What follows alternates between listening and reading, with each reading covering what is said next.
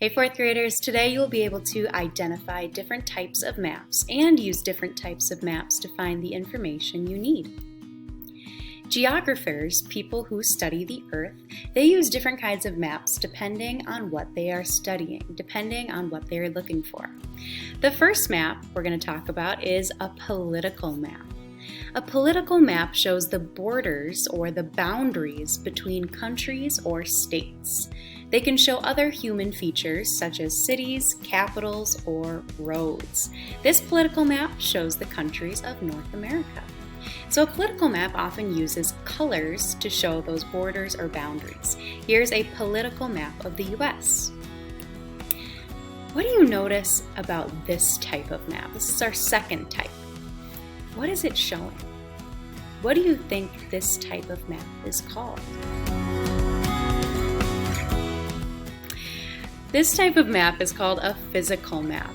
It's a map that shows geographic landforms and features. In other words, it's what the Earth physically looks like if you were to view it from above. So it's highlighting all of the physical or natural features.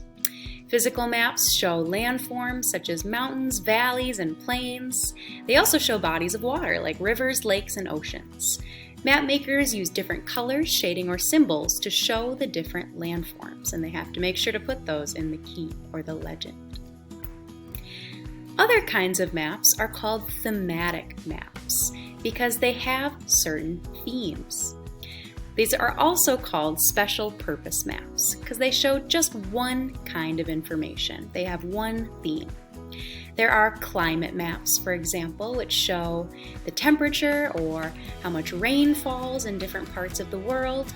There are population maps, which show how many people live in different areas.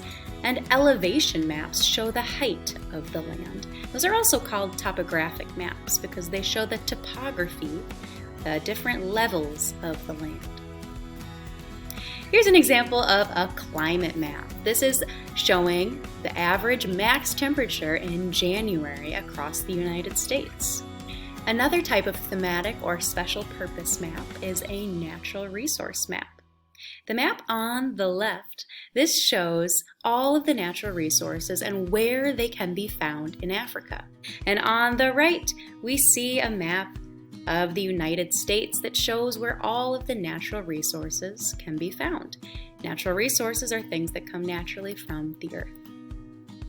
The last map we're going to talk about is a historical map. These maps give you a sense of how things were way back then. This map is of Minnesota in 1850. So if I wanted to know what a certain place was like at a certain period of time, you would use a historical map. All right, let's do some quick review. Which type of map would be best to find out which state usually has the highest temperature in June? A climate map. Which type of map would be best to find out which state has the most lakes? Which shows all of the natural features of the land? A physical map. Which type of map would be best to find out which mountain in Alaska is the highest? An elevation map. Remember, that shows how high certain parts of the land are. Which type of map would be best to find the names of 5 countries in Africa?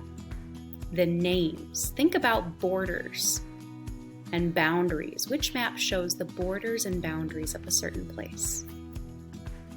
A political map. And finally, which type of map would be best to find out which states have the most people?